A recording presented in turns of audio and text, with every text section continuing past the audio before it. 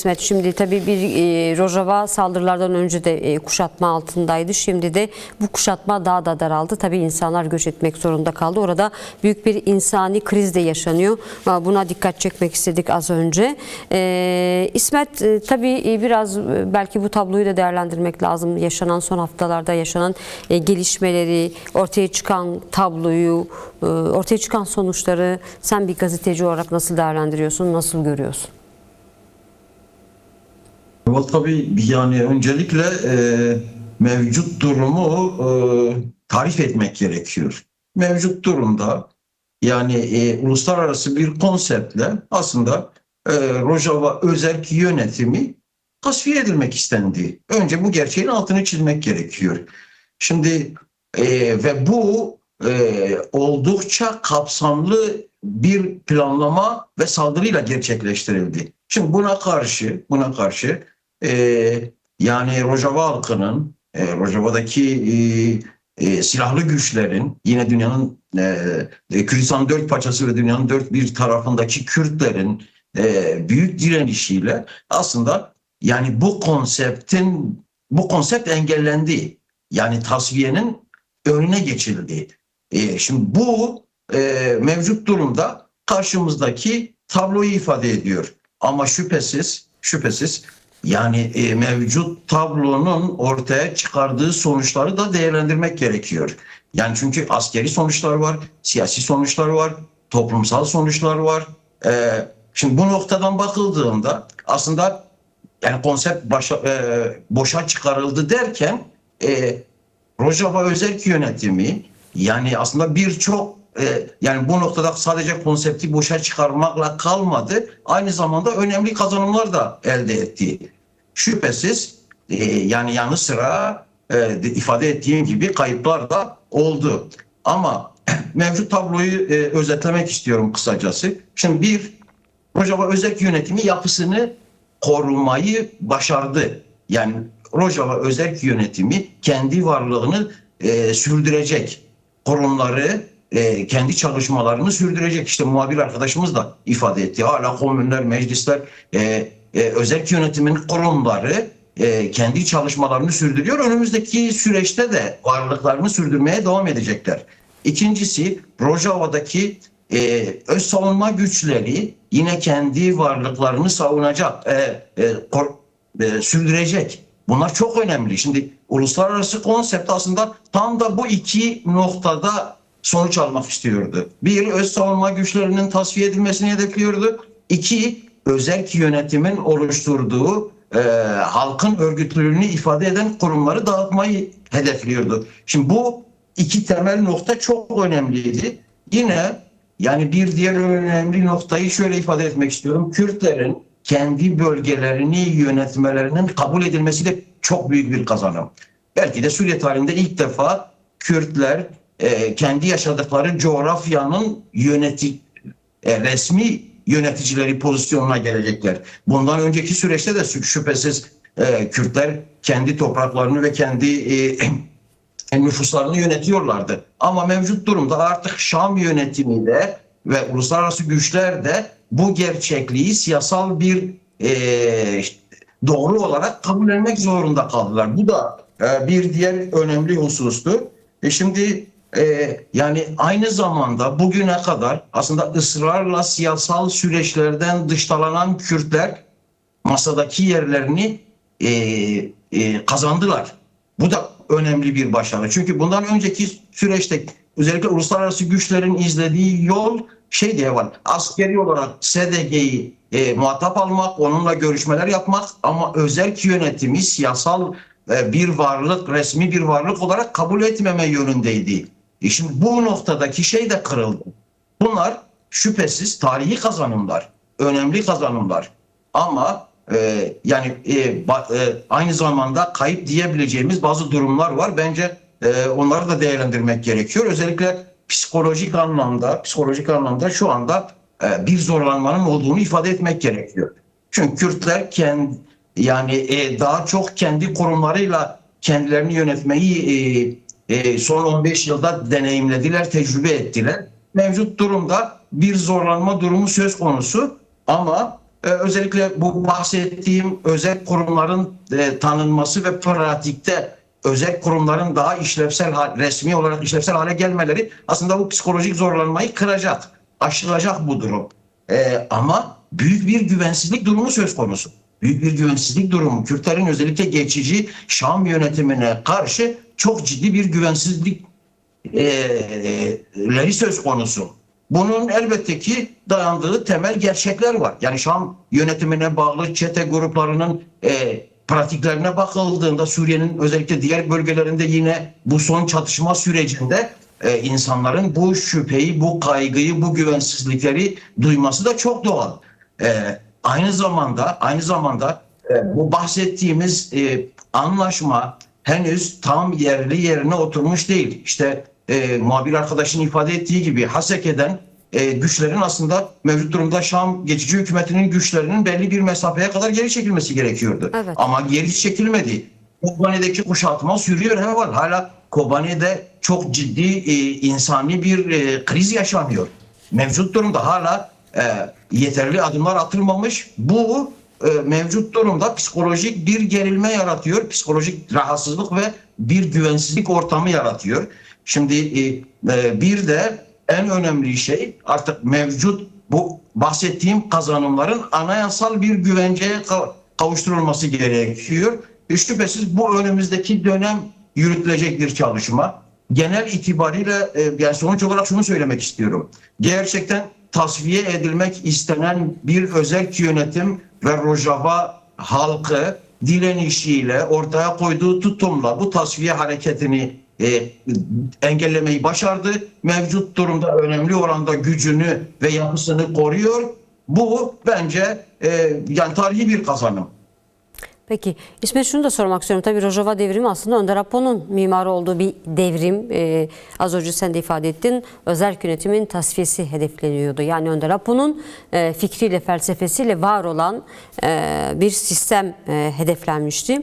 Ve Önder Apo da Rojava'ya yönelik saldırıları uluslararası komplonun devamı olarak ifade etmişti. Sence tehlikeler devam ediyor mu? Yani bu komplo 30 Ocak anlaşmasıyla bertaraf edildi mi? Şam'la yapılan anlaşmayla bertaraf edildi mi? Sen de ifade ettin, hala oturmayan çok sayıda noktalar var bu anlaşmada. Kobani'ye yönelik kuşatma devam ediyor. Hala Türk Devleti'nin beslediği, büyüttüğü Kürt düşmanı DAEŞ artı çeteler özellikle Kobani'nin çevresinde bulunuyor. Çekilmediler. Çekilmeleri gerekirken yine Haseki kırsalında ise diğer güçler çekilmedi. Tabii tüm bunlar sahada soru işaretleri de yaratıyor. Sen bu noktada ne düşünüyorsun? Tehlikeler hala devam ediyor mu? Özellikle de komplo boyutuyla sormak istiyorum. Önder Apo'nun paradigmasına yönelik saldırı boyutuyla sormak istiyorum. Tabii bu saldırılar aynı zamanda uzun süredir devam eden saldırılar. Yani Rojava'daki halkımız aslında bu saldırıların kendisine yönelik bir soykırım konsepti olduğunu ve aynı zamanda uluslararası bir konsept olduğu gerçeğini derinden hissediyor. İşte o bahsettiğim aslında Şam geçici hükümetine yönelik büyük güvensizlik, yine Rojava'da özellikle Suriye'de etkili olan ABD ve Fransa'ya yönelik büyük güvensizliğin temelinde de bu durum yatıyor. Bu durum yatıyor. Yani Rojava halkı kendisine yönelik nasıl bir konsept oluşturulduğunu biliyor. Şimdi bu noktada hala kazanımlarının güvencede olmadığı gerçeğini de görüyor. Bu noktada işte özellikle hem Rojava özerk yönetiminden hem Rojava'daki halkın yaptığı çağrılara baktığımızda aslında bu direnişin, bu sahiplenmenin ısrarla sürdürülmesi, büyütülerek sürdürülmesi talep ediliyor. Bu aslında mevcut durumu da bize özetliyor zaten. Yani hala Rojava özerk yönetiminin tasfiyesinden vazgeçilmiş değil.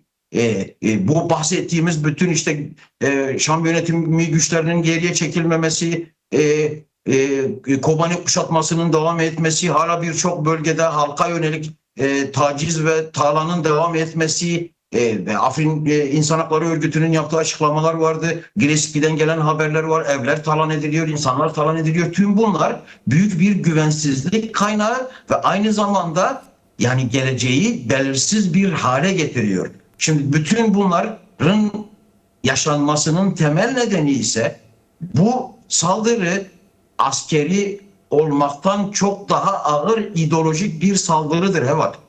Yani Rojava özerk yönetimine yönelik yapılan saldırı belki askeri anlamda elbette ki bir tasfiyeyi hedefliyordu ama asıl hedefi ideolojiktir. Bu gerçekliği görmemiz gerekiyor. Çünkü geleceğin Suriye'si eğer demokratik bir Suriye olacaksa gerçekten halkların eşit ortak birlikteliğini temsil eden bir Suriye olacaksa o zaman örnek alınması gereken model hangisidir? Şam'daki mevcut yönetimin uygulamaları mıdır? Yoksa 15 yıllık Rojava özerk yönetiminin tecrübesi midir? Şüphesiz bütün dünya bu konuda ki gerçeği bütün çıplaklığıyla görüyor zaten ne var? Evet. Hiç kimse Şam yönetiminin uygulamaları Suriye'nin geleceği için bir örnek teşkil ediyor diyemiyor. Diyemez de. Örnek teşkil eden Rojava özerk yönetiminin tecrübesidir. Şimdi bu anlamıyla bu tecrübenin bütün Suriye'ye mal olmasının önüne geçilmek istendi. İşte Arap-Kürt çatışması çıkarılmasının temel hedefi nedir? Bu projenin aslında boşa çıkarılmasıdır. Ve bu proje yani sadece Rojava ve Suriye'yi ilgilendiren bir proje de değil şüphesiz ama bu Türkiye'yi de ilgilendiren, Irak'ı da ilgilendiren, en çok işte şu anda gündemde olan İran'ı da ilgilendiren bir proje. Ve aslında Orta Doğu'da halkların özgür ve birlikte yaşam umuduna yönelik bir saldırıdır. Peki. Yani biz şu anda Amerika'nın İran'a yönelik söylemlerine baktığımızda, politikalarına baktığımızda İran halkları için demokrasi var mı? İran halklarının eşit ve özgür birlikteliği için bir talep var mı? Varsa yoksa kendisi için tırnak içerisinde söylüyorum tehdit olarak gördüğü nükleer şeylerdir, füze programlarıdır ve benzeri şeylerdir. İran'da binlerce gösterici katledildi. Hani yardım hazırdı, bekleyin geliyoruzdu. Mevcut durumda ise sadece ve sadece rejimden aslında kendisine biat etmesini talep eden bir kapitalist modernite sistemi gerçeğiyle karşı karşıyayız. Evet. İşte Rojava'daki şimdi benzer bir model. O yüzden yani bu çizginin korunması, geliştirilmesi ve Suriye'de özellikle bütün Suriye'ye yayılması, özellikle Rojava özerk yönetiminin dini azınlıklarla, Suriye'deki Alevilerle, Dürzilerle, seküler Sünnilerle, demokratik Sünni kesimlerle geliştireceği ilişki ve ittifak Suriye'nin geleceğini şekillendirecek. Yani Peki. bizi, Kürtleri dar bir alana hapsetmek istiyorlar Suriye'de. Suriye'nin geleceğinde söz hakkı olmayan, hiçbir etkinliği olmayan bir pozisyona çekmeye çalışıyorlar. Bu yönlü çok özel bir propaganda da yürütülüyor. Bu propagandaya karşı bizim gerçekten çok daha duyarlı olmamız gerekiyor. Evet. Hayır, özellikle Suriye'nin geleceğinin temsilidir. Peki. Kısaca bunu ifade Evet, ediyorum. peki tekrar sana döneceğim bir sorum da olacak. Peki İsmet arkadaş sen bu noktada ne düşünüyorsun? Kürtleri Orta Doğu'da önümüzdeki süreçte neler bekliyor? Özellikle belki Türkiye cephesini de değerlendirebiliriz. Yani ama genel itibariyle tabii Orta Doğu'daki tabloya baktığımızda aslında ABD'nin yeni dönem politikasının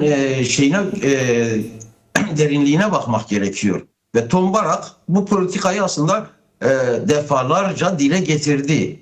Yani örneğin Dilşah arkadaş Irak ve Güney Kürdistan gerçeğinden bahsetti. Tom Barak Irak'ta federasyonun yanlış olduğunu, merkezi bir yönetimin olması gerektiğini ifade ediyor. Bu ne anlama geliyor? Otomatik olarak Irak Kürdistan bölgesinin hedef alınması anlamına geliyor.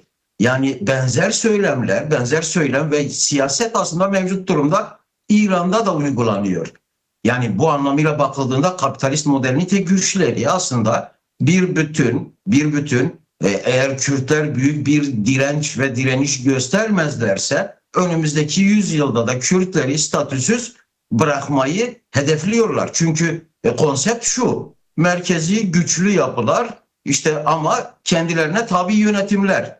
Merkezi güçlü yapılar genelde işte diktatörel ve faşizan yapılardan oluşuyor. Yani bölge halklarının varlığını, bölgedeki inanç kimliklerini inkar eden yapılardan oluşuyor. Bu anlamıyla da bakıldığında zaten bu şu anlama geliyor. Yani hem Kürt varlığının inkarı ama aynı zamanda birçok aslında dini azınlığın da soykırım gerçeğiyle karşı karşıya kalması anlamına geliyor. Şimdi bu noktadan bakıldığında işte yani Önder Apo'nun paradigması evet tam da bu noktada büyük önem kazanıyor. Dilşah arkadaş şeyi söyledi, katılıyorum. Kürtlerin birliği Kürtler açısından en temel gerçeklik olmak zorunda. Ama aynı zamanda gerçekten yani bölgede kapitalist modernitenin dayattığı bu siyasete karşı Kürtler birliklerini sağladıkları kadar devrimci, demokratik, sol, sosyalist kesimler tehlike altındaki azınlıklarla da ortak hareket etmek zorunda. Yoksa mevcut sistem öyle ağır saldırılarla bütün bu bahsettiğim kesimlere yönelik saldırılar gerçekleştiriyor ki hiç kimsenin tek başına direnmesi mümkün değil. Kürtler de biz tek başımıza direniriz gibi bir yanılgıya girmemeli. İşte ideolojik saldırı ya da ideolojik durum tam bu noktada büyük bir önem kazanıyor. Yani şüphesiz birlik çok önemli Kürtler açısından, stratejik, tarihi önemde bir şey ama aynı zamanda Kürtler Orta Doğu'da mevcut sistemlerden, faşizan ve diktatörel yapılardan, kapitalist modernitenin mevcut siyasetinden rahatsız olan tüm kesimlerle de ortaklaşarak ancak bu mevcut krizde nefes alabilecek bir noktaya gelebilir. Yoksa şüphesiz yani 4 parça Kürdistan'da ifade ettiğim gibi yani yeni bir Sykes-Picot anlaşması zaten gündemde. Bunu çok açık bir şekilde kapitalist modernitenin sözcüleri işte Tombarak gibi tipler hiç çekinmeden alelade ortalıkta zaten ifade edebiliyorlar. Yani sen kimsin ki federal bir ülkenin yönetim yapısını hemen değiştirmeye çalışıyorsun. Tabii bu Dilşah arkadaş ifade etti zaten. Yani Trump'ın mevcut yani daha doğrusu kapitalist modernitenin işte en ucundaki Trump ve diğer ülkelerin siyasetiyle de direkt bağlantılı. Yani bu noktada Kürtler mevcut direnişlerini sürdürmek zorunda ama en geniş anlamda demokratik ittifaklarla da ortak hareket etmek zorundalar diye düşünüyorum. Peki.